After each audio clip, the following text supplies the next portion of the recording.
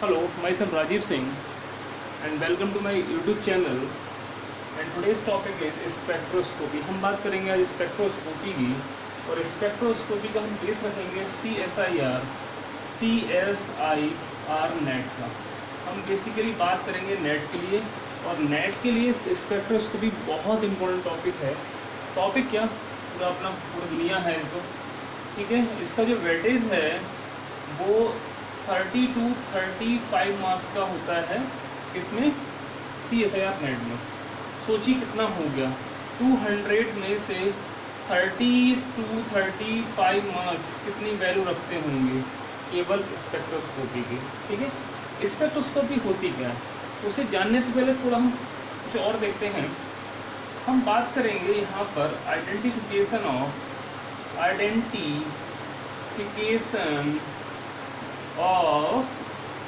Organic compound, ठीक है। तो हम बेसिकली बात करेंगे ऑर्गेनिक कंपाउंड के आइडेंटिफिकेशन की। तो ऑर्गेनिक कंपाउंड के आइडेंटिफिकेशन के लिए हमारे पास एक पहले मेथड होता था, वो था आपका क्लासिकल मेथड। क्या था आपका क्लासिकल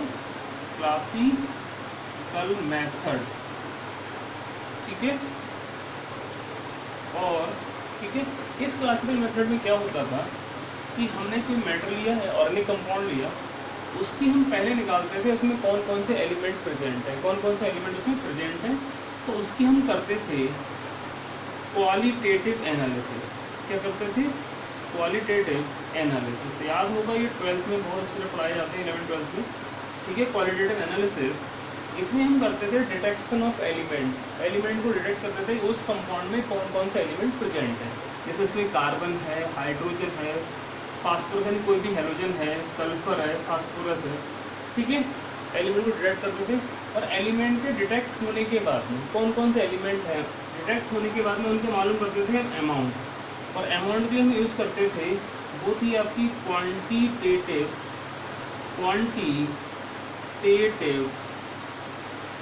एनालिसिस, ठीक है।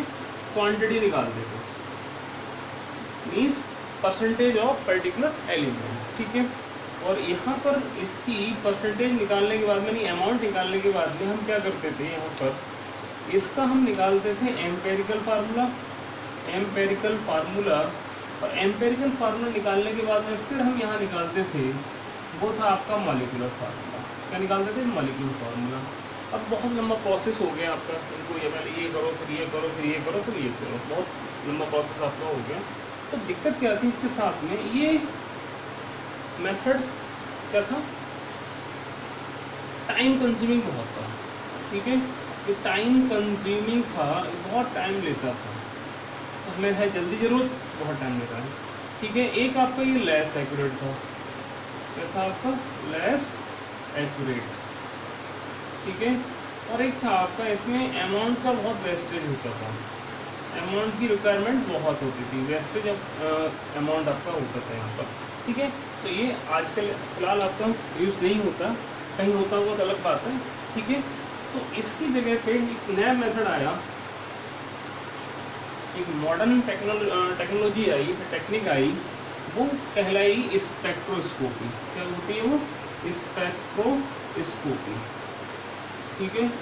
इसके थ्रू हम, ये एक मॉडर्न टेक्निक थी, मॉडर्न मेथड था, या मॉडर्न टेक्निक हम बोल सकते हैं इसको, टेक्निक थी किसको? ऑर्गेनिक कंपाउंड को आइडेंटिफाई करने की। कौन? स्पेक्ट्रोस्कोपी, ठीक है। और इसमें साथ में लगती थी स्पेक्ट्रोमेट्री भी थी, स्पेक्ट्रोमेट्री, ठीक है। जैसे मास स्पेक्ट्रोमेट्री आपकी होगी उसकी थी, इससे हम ऑर्गेनिक कंपाउंड आइडेंटिफाई कर सकते हैं। इसका फ़ायदा क्या था, क्या होती है बात करेंगे। फ़ायदा इसका क्या था कि इसमें क्या था, मोर एक्यूरेट थी, ठीक है। ये मोर एक्यूरेट होती है, बहुत एक्यूरेट है, और कम से कम इसमें टाइम लगता है, टाइम की कंजूशन बहुत कम होता है। क्लियर हो गया? तो ये होता है। अब बात करते हैं ये है क्या, ठीक है। What do mean by the spectroscopy? Spectroscopy क्या है? स्पेक्ट्रोस्कोप बेसिकली है क्या, हमने क्या करा, हमने एक मैटर लिया, क्या लिया? हमने एक मैटर लिया, कोई भी मैटर आपका हो गया, ठीक है। उस मैटर में हमने डाला इलेक्ट्रोमैग्नेटिक रेडिएशन, इलेक्ट्रोमैग्नेटिक रेडिएशन डाला, जानते हैं ट्रिपल लाइट डाली। अब लाइट डालने के बाद में इसमें मैटर होता है, इसका इंटरेक्शन हुआ मैटर के साथ में, और इंटरेक्शन के होने के बाद में जो इलेक्ट्रोमैग्नेटिक रेडिएशन निकल के आया उसकी हम स्टडी करी, ठीक है, तो वो कहलाती है स्पेक्ट्रोस्कोपी। तो यह है क्या, it is the interaction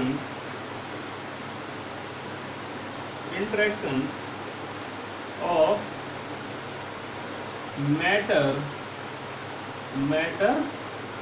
with electromagnetic radiation and its study किसकी स्टडी, उस रेडिएशन की, ठीक है, वो कहलाती है आपकी स्पेक्ट्रोस्कोपी। क्या कहलाएगी वो स्पेक्ट्रोस्कोपी कहलाती है, ठीक है। जब इसका मैटर के साथ में इंटरेक्शन हुआ, सही है, तो इंटरेक्शन होने के बाद में क्या होगा कि इसमें लाइट का क्या होगा, जो लाइट रेडिएशन निकलेगा उसका क्या हो सकता है, वो रेडिएशन किस तरह का बिहेवियर शो कर सकता है। हो सकता है वो रेडिएशन क्या हो जाए, वो रेडिएशन एमिशन हो जाए, यानी कि वो एमिशन हो, इसके बाद में हो सकता है इसका स्कैटरिंग हो जाए, क्या हो जाए, स्कैटरिंग हो जाए, हो सकता है वो एब्जॉर्ब हो जाए, मीन्स एब्जॉर्प्शन हो जाए, और हो सकता है कि उसका रिफ्लेक्शन हो जाए, रिफ्लेक्शन हो सकता है, या हो सकता है उसका रिफ्रैक्शन हो जाए, या हो सकता है उसकी क्या हो जाए, ट्रांसमिशन हो जाए, ट्रांसमिशन हो जाए, ठीक है, कोई भी प्रोसेस में से हो सकता है, ठीक है। तो हम स्पेक्ट्रोस्कोपी तो टेक्निक होगी, इसमें हम बात करेंगे एमिशन की, स्कैटरिंग की और एब्जॉर्प्शन की, मीन्स इसके बेस पे हम स्पेक्ट्रोस्कोपी की स्टडी करेंगे, चलेंगे इससे स्टडी करेंगे, ठीक है। तो इनके प्रोसेस के बेस पे, फिनोमेना के बेस पे हम इस टेक्नोलॉजी को, इस टेक्निक को हमने तोड़ा है, स्टडी करते हैं इनकी। तो हम करते हैं, पहले हम करते हैं एब्जॉर्प्शन बेस्ड स्पेक्ट्रोस्कोपी, ठीक है। इस एब्जॉर्प्शन बेस्ड टेक्निक की बात करें, स्पेक्ट्रोस्कोपी की बात करेंगे, और दूसरी हम बात करेंगे एमिशन बेस्ड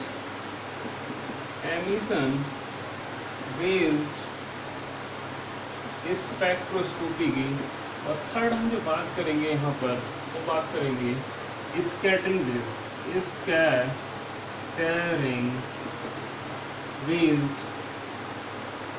स्पेक्ट्रोस्कोपी की, ठीक है। 3 टेक्निक हम बात करते हैं। तो इसमें जो हम स्टडी करते हैं वो हमारी होती है, जैसे IR हो गया, इंफ्रारेड, UV हो गई, NMR हो गई, ठीक है, ये हम स्टडी करते हैं, ठीक है। यहाँ पर जो स्टडी होगी फिलहाल वो नेट के सिलेबस में नहीं है, वो एटॉमिक स्पेक्ट्रोस्कोपी की हम इसमें बात करेंगे, ठीक है, जो क्रिस्टलोग्राफी में होगी। और यहाँ पर जो हम इसकी बात करेंगे स्कैटरिंग बेस की, तो उसमें आपकी आती है रमन स्पेक्ट्रोस्कोपी। क्या होती है आपकी, रमन स्पेक्ट्रोस्कोपी, ठीक है, ये होती है। अब इनकी स्टडी जो करेंगे, एक तरफ से बन रहा है, इनकी स्टडी करेंगे, तो फिलहाल आपका हम बात करेंगे एब्जॉर्प्शन बेस्ड स्पेक्ट्रोस्कोपी की, उसके हम नेक्स्ट वीडियो में बात करेंगे, ठीक है। थैंक यू, जय माता दी।